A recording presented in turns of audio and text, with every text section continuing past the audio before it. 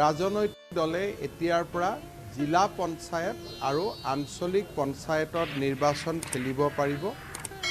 গাঁও পঞ্চায়তৰ নিৰ্বাচন সম্পূৰ্ণ অৰাজনৈতিক হ'ব আৰু অৰাজনৈতিকভাৱে নিৰ্বাচিতৰ সভাপতি এজন নিৰ্বাচিত কৰিব।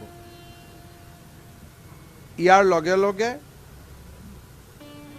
এইবাৰ জিলা পৰিষদত আমি দল বিৰোধী আইন এখন আনিব খুজিছোঁ পঞ্চায়তত।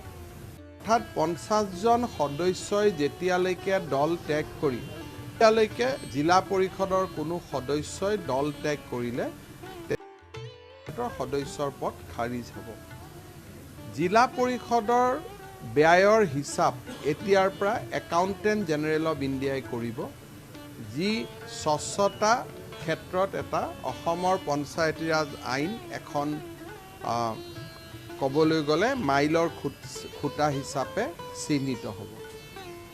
আজিৰ কেবিনেট বৈঠকত বৰাক উপত্যকাৰ GC কলেজ, লখিমপুৰৰ north Lakhimpur college, Bongaigaon college, Kokrajhar college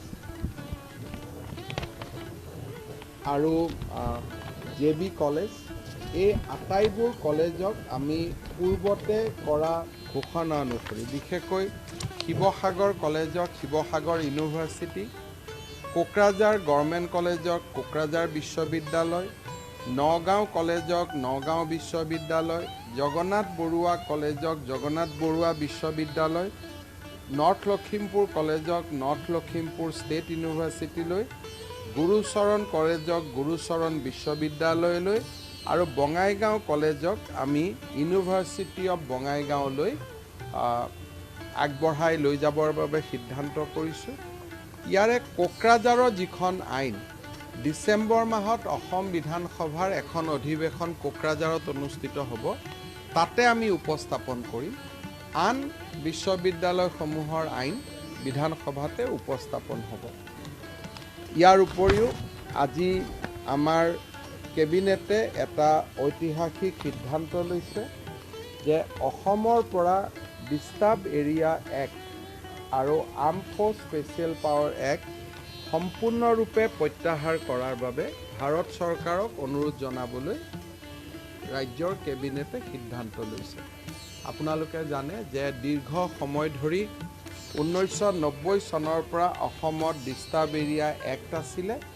আজি সেই ডিষ্টাৰ্ব এৰিয়া এক্ট প্ৰত্যাহাৰ কৰি অসম চৰকাৰে সমগ্ৰ আমাৰ এক প্ৰকাৰ ক'ব গ'লে ৰাজ্যখনকে এটা শান্তিৰ দিশলৈ লৈ যোৱাৰ বাবে আমি যিটো প্ৰয়াস কৰিছিলোঁ, সেই প্ৰয়াসক আজি এটা আনুষ্ঠানিকভাৱে ৰূপ দিবৰ বাবে সিদ্ধান্ত গ্ৰহণ কৰে।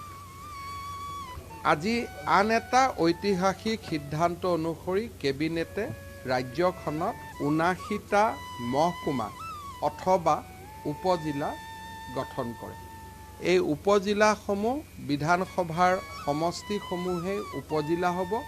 সদৰখিনিক বাদ দি 6 চিডিউলক বাদ দি আৰু অলপ পিছতে আপোনালোকে আমাৰ মোৰ টুইটাৰ হেণ্ডেল বা চৰকাৰৰ প্ৰেছ ৰিলিজত আপোনালোকে পাব। লিষ্টখন আছে যদি লিষ্টখন হেৰিত দি দিব, মেডিয়া গ্ৰুপত দি দিব। এই গোটেই জিলাসমূহ বিধানসভা সমষ্টিসমূহক মহকুমা যাক অথবা উপজিলা, মহকুমা হ'লে মহকুমাধিপতি ইয়াত অতিৰিক্ত উপায়ুক্ত থাকিব, তেওঁ জিলাৰ কামো কৰিব মহকুমাৰ কামো কৰিব, তালৈকে আজি আগবঢ়াই লৈ যায়। কেবিনেটত আৰু এটা গুৰুত্বপূৰ্ণ সিদ্ধান্ত হৈছে যে অহা 17 ছেপ্টেম্বৰ তাৰিখে আমি বিশ্বনাথ জিলা আনুষ্ঠানিকভাৱে আৰম্ভ হ'ব। মন্ত্ৰী পীযুষ হাজৰিকা ডাঙৰীয়া উপস্থিত থাকিব। তামুলপুৰ জিলা 17 ছেপ্টেম্বৰত আৰম্ভ হ'ব, তাতে মন্ত্ৰী উৰ্খাও বৰা ব্ৰহ্ম উপস্থিত থাকিব।